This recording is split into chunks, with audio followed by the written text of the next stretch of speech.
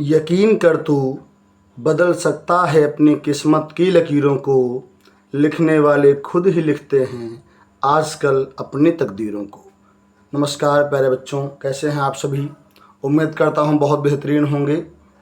आज हम लोग एक्सरसाइज 12.2 के सवाल नंबर 2 को हल करेंगे, जो कि हमारा इस प्रकार दिया गया है। देखिए सवाल क्या दिया गया है कि एक इंजीनियरिंग के विद्यार्थी रचेल ने एक पतली एल्युमिनियम की शीट का प्रयोग करते हुए एक मॉडल बनाया जिसके जो एक बेलन के आकार का है, जिसके दोनों सिरों पर 2 शंकु लगे हुए हैं और इस मॉडल का जो व्यास है 3 सेंटीमीटर है और इसकी कुल ऊंचाई 12 सेंटीमीटर है। यदि प्रत्येक शंकु की ऊंचाई 2 सेंटीमीटर हो तो रचेल द्वारा बनाए गए मॉडल में हवा का आयतन कितना होगा। देखिए जो प्रश्न में कहा गया है उसके आधार पर हम बनाएंगे इसका चित्र। देखो यहाँ इसमें कहा गया है एक बेलन जैसा उसका मॉडल बना है।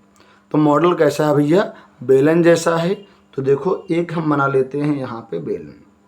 ये हमारा क्या हो गया, एक है बेलन, ये मेरा बन गया बेलन। अब कहा गया है इसके दोनों सिरों पर 2 शंकु लगे हैं। तो देखो यहाँ इधर हम लगा देते हैं एक शंकु, ये हो गया नीचे, और एक शंकु हमारा ऊपर लग गया इस प्रकार से। ठीक, ये हो गया। अब इसकी जो माप दी गई है वो हमारे कुछ इस प्रकार दी गई है। देखिए इसकी माप क्या दी गई है, इसकी कुल लंबाई 12 सेंटीमीटर है।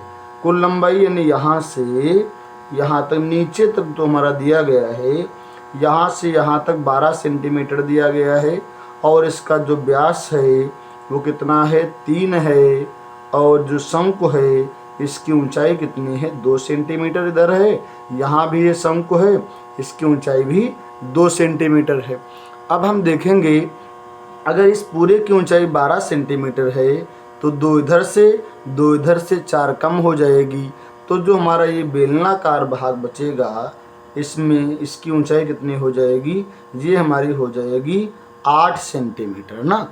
ठीक, तो इसको हम यहाँ पे नोट कर लेंगे। क्या क्या दिया गया देखो है यहाँ, बेलन की ऊंचाई कितनी है हमारी, बेलन की ऊंचाई h बराबर 8 सेंटीमीटर, जो कि प्रश्न में आपका दिया गया है। अब देखो यहाँ इसका व्यास कितना है, व्यास हमारा दिया गया है ये 3 सेंटीमीटर ना। व्यास हो गया 3 सेंटीमीटर, तो त्रिज्या आर कितनी हो जाएगी, इसकी आधी हो जाएगी, अर्थात हो जाएगी 3/2 सेंटीमीटर।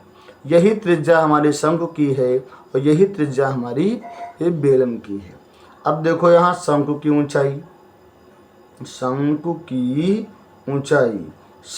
ऊंचाई वो भी हमारी h बराबर दी गई है इस प्रकार, कितनी है, 2 सेंटीमीटर। अब देखो पहचान करने के लिए इसको हम 1 मान लेंगे, इसको हम 2 मान लेंगे, और त्रिज्या जो है शंकु की वो 3/2 ही रहेगी, यानी दोनों की त्रिज्याएं क्या हैं, समान है। अब हमें निकालना है इसके अंदर कितनी हवा आएगी ना, यानी निकालना है हवा का आयतन। क्या निकालेंगे हम, हवा का आयतन। ठीक, हवा का आयतन निकालेंगे। तो इसमें क्या क्या लगा है, बीच में लगा है बेलन, तो क्या बनेगा यहाँ से बेलन का आयतन, और इसके दोनों सिरों पर कितने लगे हैं, 2 शंकु लगे हैं ना। तो क्या हो जाएगा 2 शंकुओं का आयतन। ठीक, तो बेलन का आयतन क्या होता है, πr²h।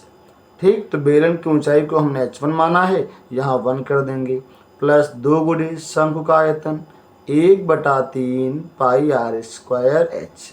ठीक, इसको हमने माना है h2। दोनों की त्रिज्याएं बराबर हैं इसलिए इसमें 1 2 नहीं करेंगे। अब देखो दोनों में कॉमन क्या मिल रहा है हमें, πr² दोनों में कॉमन मिल गया। तो यहाँ क्या बच जाएगा, h1 प्लस 2 बचेगा, ये अपॉन में 3 बचेगा, πr² कॉमन है, क्या हो जाएगा h2।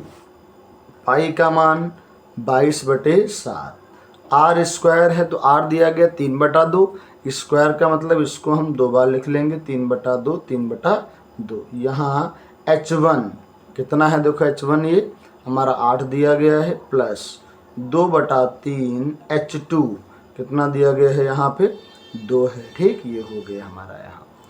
अब इसको काटेंगे तो 11 आएगा यहाँ। तो यहाँ कितना हो जाएगा 11 तिया 33, 33 तिया 99।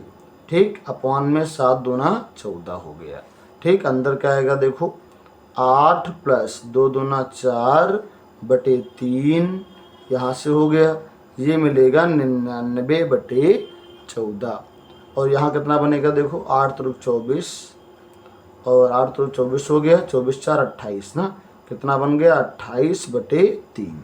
अब इसको हम काट लेंगे, कितना आएगा 14 एकन 14, 14 दूना 28, 3 एकन 3, 3 तिया 9, 3 तिया 9, 33 आ गया।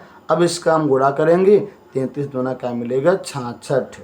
और आयतन किस में होता है सेंटीमीटर क्यूब में। तो इस प्रकार हवा का आयतन, इस मॉडल में आने वाले हवा का आयतन कितना होगा 66 सेंटीमीटर हो जाएगा। तो आपको कैसी लगी हमारी वीडियो? अगर आपको अच्छी लगी हो तो लाइक कीजिए, सब्सक्राइब कीजिए, जिससे आने वाली हर वीडियो की नोटिफिकेशन आप तक पहले पहुँचे और आप उसका लाभ उठाएं।